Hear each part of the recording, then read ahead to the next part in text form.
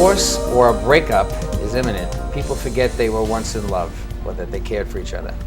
They no longer are able to act now that they see something different or something is broken. As my expert will attest, we may be overlooking another important reason, and that is communication. Is it possible that we could have saved our marriage or that saved our relationship, that if we communicated better? Could we have saved that relationship from ending?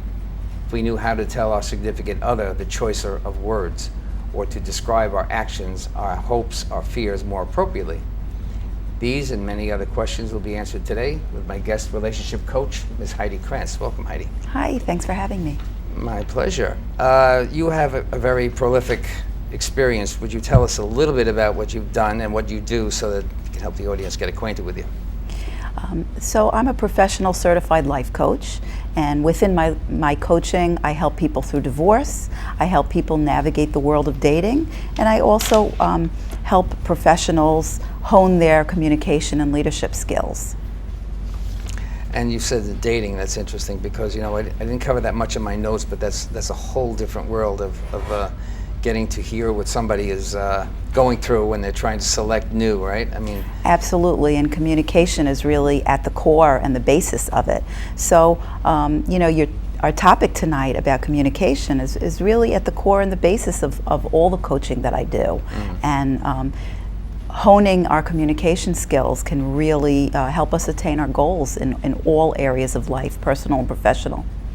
It seems to me that in my brief world in that area, brief experience in that area, that things like speed dating become a relatively impossible scenario, right? I do help a lot of clients kind of get their skills brushed up for speed dating. At the core is really your listening skills. And you only have a few minutes to do it in speed dating. You have longer, in real life, but everybody's got a short attention span, so our conversations get shorter and shorter. It's all about the quality of your listening and the questions that you ask. How can we accomplish modifying or understanding change in others? Because I think there is often belief systems that go in early that as you go along, you discover that the entire person that you looked at initially has modified themselves or changed a little bit, and that sometimes is alienating to somebody or difficult for them to manage. Yes, so you want to keep the communication going ideally all along from the beginning and all the way through. But there are specific strategies and tactics that I take workshop participants through and individual clients through to really bring across what's going on for you and what area you want to see change in. What are some of those strategies? So, it's really important how we start the conversation, because you don't want to lose your audience by having the person you're talking to immediately get defensive. So, I don't know about you, Chris, but with me, if somebody says, Heidi, I need to talk to you about something, I start right away feeling a little bit defensive. What did I do? How am I going to explain it? And I'm getting, physically a little bit nervous about it, and we get into kind of a fight or flight. So either I want to bolt because I don't want to have this conversation if it's going to criticize me, or I want to say, oh, you have something to say to me? Well, let me tell you what I have to say about you. So we want to avoid that from happening at the outset, because then we lost our audience. You would say then it's avoiding what? Avoiding confrontational language, or what? Yes, so for example, there are many ways to present the conversation. One effective way that clients find is to kind of say something like, hey Chris, can I get your help with something? So if somebody says, Heidi, can I get your help with something? I don't feel defensive, I don't feel worried, I don't feel like I have to explain away anything, and I'm on board, I'm ready to listen to more. So I'm taking notes, by the way. Yeah. I'm wondering what I'm doing. Okay, great. So the start of the conversation is that important. It's about getting the person on board when you start. I totally talking relate about to it. what you just said. Yes. That's why I wrote it down, because I think that we all too often judge with our language. And that's a kind of a judgment. You're establishing that something's wrong to that person. You're sending out the wrong message. It's the energy, exactly. Yeah, right. And who likes it? I mean, nobody likes that. So, but that must be hard to do when you're angry. yes, and that's another really important key. Don't do it while you're angry.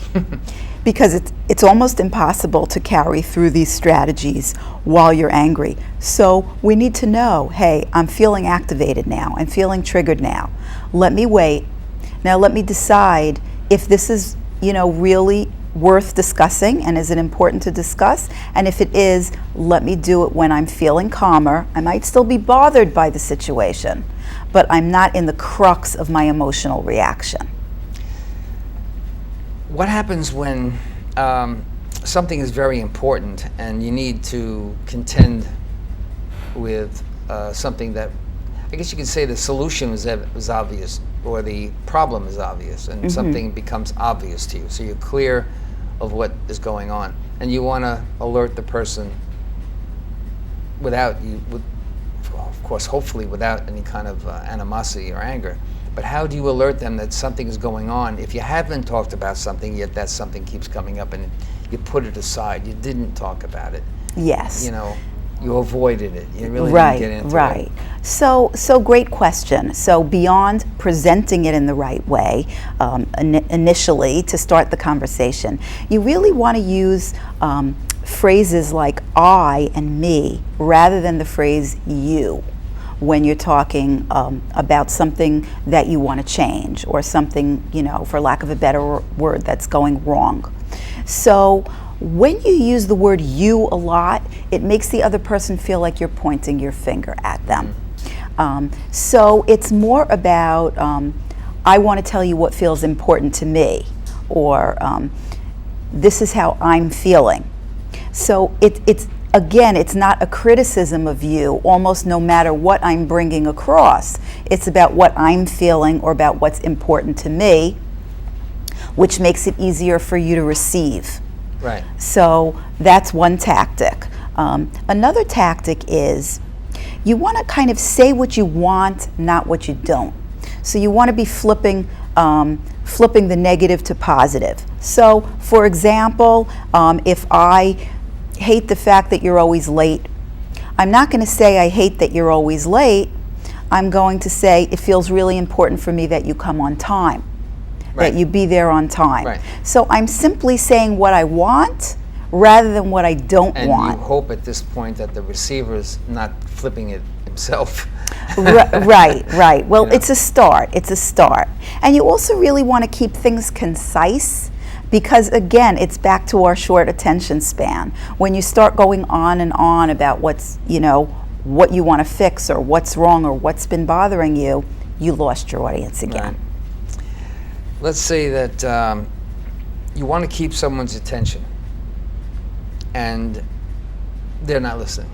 So you want to bring an important issue to them and they're not listening. Or they say, yeah, I heard you. But you just know they're not listening. And then you prove it to yourself more or less by the next day when the thing you were trying to get across doesn't happen. So you kind of like, oh God, I knew she wasn't listening. Yeah. That kind of thing. Yeah. So what would be helpful, I think, to a lot of people is to know the listening part was received or not received. And there's really, I don't know of any check other than to see it demonstrated, or see how it manifests itself. I don't know how to check that. So, I help people many times with how to signal to somebody else that they have been listening. That they haven't? That they have been listening. Have been. In other words, I would signal to you that I've been listening by kind of repeating back to you in my own words what you said. Kind of summarizing it. I don't have to give every detail, but I might say something like, so it sounds, Chris, like communication skills feel really important to you, and you're kind of feeling like there's some deficiency out there that needs to be addressed. I might summarize some of your points that way to you. So then you know for a fact that I was listening because I'm able to repeat to you what you said. That would keep people present, I think. Yes. And I think keeping people present as a divorce mediator, I have to pay attention to the body language and to everything that person's doing in a conversation with their spouse or in stating something to me. And I have to be able to balance the difference. I don't really have much of a response as a neutral third party. I don't give a lot of information back unless it's going to solve a problem, and then I'll ask a question. I see what you're saying. Do you see what she's saying? Right, right. And if you don't, can I have permission to volunteer how I feel about what she said? Yeah. That's how the mediation goes, more or less. Yeah. When there's an issue that is between the two of them and they can't get past it. Yes, yes. And asking permission is so important, you know, in mediation and in coaching, you know, really important ingredient there. So you use it too? Absolutely. Yeah. You know, if I want to ask, you know, a client a question about, you know, what's driving their behavior, I've got to ask permission, you know, to ask that question because I'm delving deeper. Sure. But simple ways of really conveying to somebody that you're listening are, you know, they sound simple, but many people are not implementing them into their conversations. Eye contact, so important. That's really giving the message that you're listening. Not fiddling with the phone or, you know, scrolling, texting, all that, which is so common. Everybody's behind a screen and listening with one ear and watching with one eye. It's got to be a bigger problem today than it was, So, I'm guessing. Yes. So if my body language is conveying to you, I'm facing you, I'm not doing anything else, and my eyes are on you, you already know that I'm listening. I have that thing in certain times in my life when I'd be busy with something and I don't really want to pay much attention to it, and somebody would say, can I have your visual attention? Can I have your attention? Yes. And forces me to look up. Usually annoys me when it's first being said.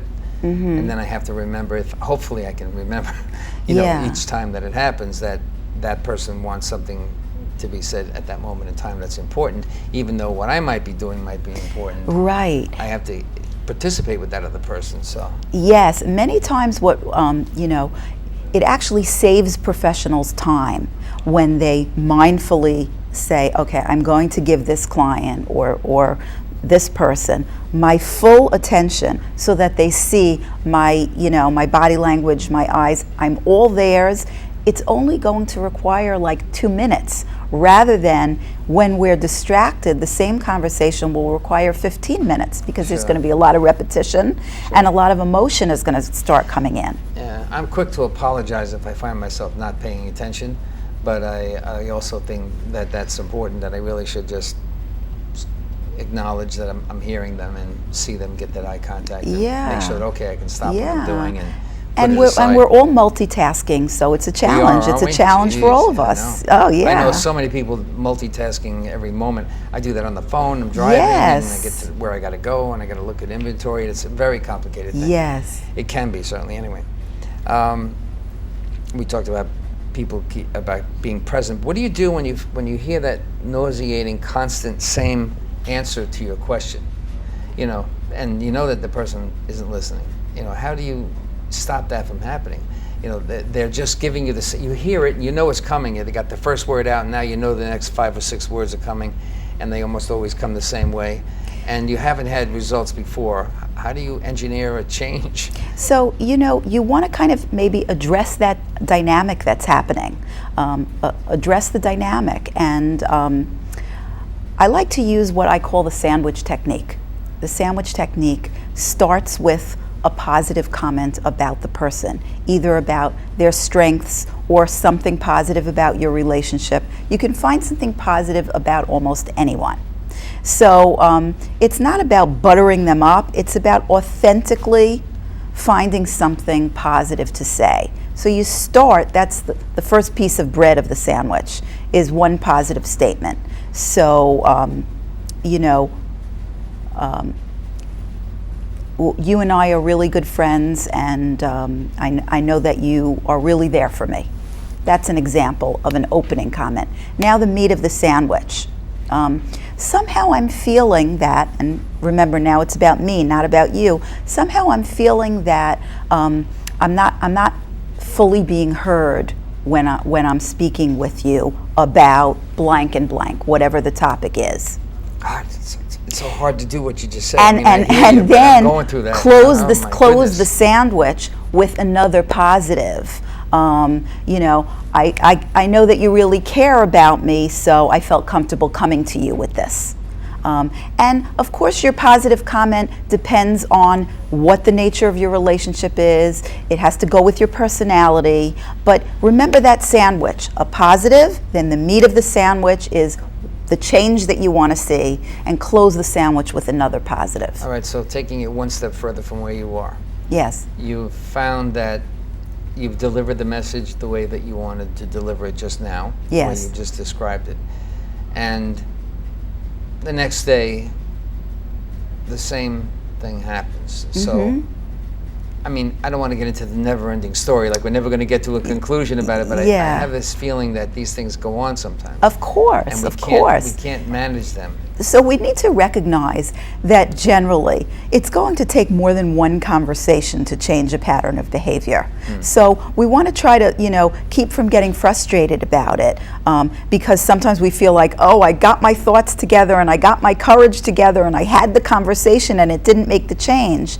It's usually going to require a few conversations. And then also there's one other phrase that often is helpful.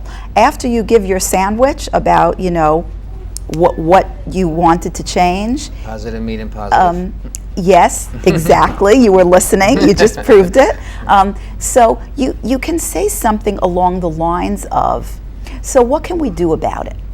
So you're bringing the other person into the solution. Do you think, I would say, I like what you said. Yes. Do you think it's possible that something that the thing I'm talking about can modify its, making this up, modify its ending, change its behavior? Do you think I could get any change from you? Is that too much? I use the you word. Yeah. So you know what this requires is really thinking carefully about it beforehand, how you're going to phrase it. And I actually give out worksheets at workshops around this, so people can really plan it out before, so that you're not using you too much. And what can we do about it? In other words, I want things this way, you want things this way. What can we do about it? So you're not saying, here's what you need to do. Create a team effort about yes. it. Yeah. You're not saying, here's what you need to do, and you're not saying, oh, please do something about it. You're saying, what can we do about it? When you bring the person on board that way and list their help, that's where you get into the collaborative, creative solutions. I've gotten screened out of, I guess, in terms of my ability to be sensitive about a recent relationship. And I can no longer deal with the relationship because of it. And I've done everything I possibly could to alert that person that I was unhappy in terms of words that were a heck of a lot more severe than the ones you just tried to use as coaching techniques. And I can say, no matter what I do, nothing ever changes. Yeah. So sometimes, don't forget, it didn't start out that way. I was sweet before. Yeah. You know, the other thing about listening, Chris, is sometimes we have to listen for what's behind the words and the content. You know, what is behind why this person is behaving in the manner that is bothersome to you. So you want to be listening for emotions, listening for values. Those are the kind of things you want to be listening to behind that's important, the words that the person is using. It's kind of a deeper level of listening, but usually if somebody is repeating a behavior many times and you've explained in many ways, I've run out of ideas. you know, then there's something else behind it. You know, there's something deeper there that you want to maybe be listening for or even asking about. You know, get curious. When we ask questions coming from curiosity rather than judgment, people open up and they can answer more easily. So you can just say, you know, I'm curious about, That's you a know, great idea. Great. why this is kind of, you know, it's about the energy that you use behind the question, even if it's the same words. I like the idea of curiosity rather than judgment, because I think it does leave the door open for somebody to respond to you rather than creating something where you're just going to get angry. Yes. And you're going to get yourself out of that ability to communicate with them. You said something about what I'm listening for, and you have in one of your notes, content and information. I don't know if you remember this portion.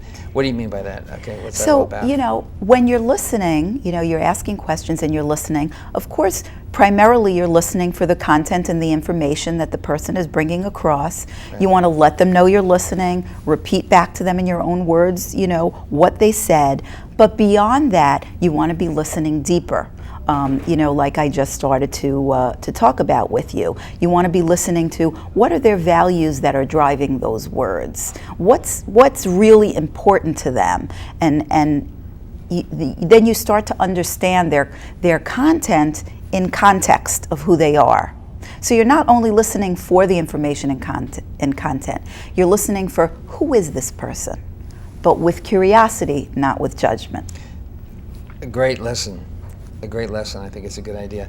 You had some phrase which I was looking for on my piece of paper here that I don't recall. Something about rocks and stones. The stepping stones is the end part of it. What is that? My tagline for reinvention life coaching. What is that? Transform your stumbling blocks into stepping stones. I couldn't remember. Stumbling blocks rather than stepping stones. Great tagline, by the way. Thanks. Mine is immediate. It was divorce culture. You can't adjudicate relationships. You know, divorce is about relationships, and you can't adjudicate a relationship. How do you suddenly create a law over the relationship between you and your husband? Very insightful. Very. Yeah. Yes. It's that kind of thing. You need to have those in your business for sure. Yes. So back to one other, the human condition. I was going to try and approach this with you when we started, and I couldn't get the question posed properly for you to handle it. But basically, what I'm trying to say is, learning is a change. It's an opportunity for your brain to change. Yes. All learning. Yet people say when they argue, "Oh, you can't change that person. You can't change people." So I'm always confused about that, because I think everybody can change. Not that I expect the change is always going to happen. Yes. But you can't learn if you're not changing. So I want to try to import those two and see if we can come up with something. So if I'm understanding you correctly, you know, I am a big believer that people can change, and that's what drives, you know, my coaching, and I have tremendous passion around that.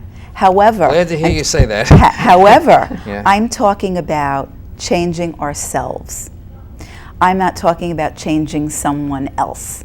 So we have tremendous power to change ourselves in every way, unlimited. When it comes to somebody else, they have to want to change, and it's essentially their work and their journey to change.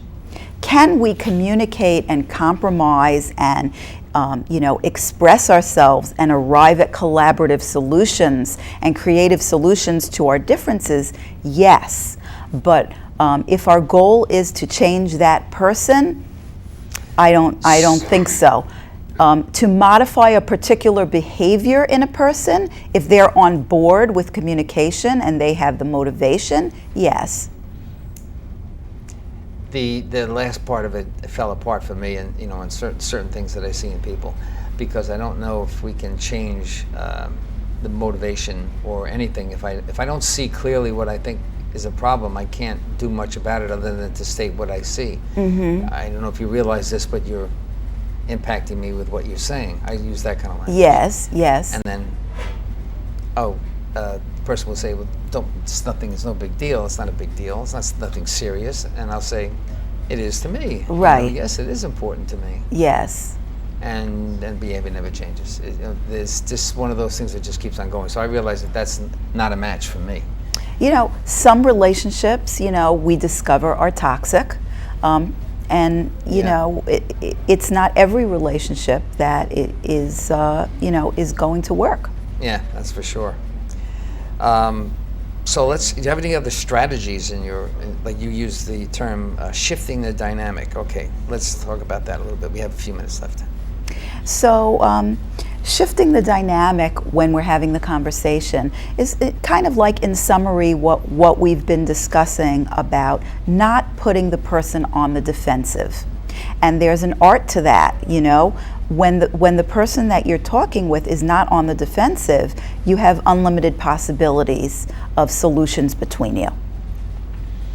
So we want to remember to be, first of all, to self-reflect and really think about, what am I doing to trigger behaviors in the other person that are undesirable. We want to take responsibility and really introspect and self-reflect. This is a big challenge. Of for a lot course. of people. Of course. Yes, I know. Yes. Now, the average person doesn't contemplate that they have to learn these things, I would think.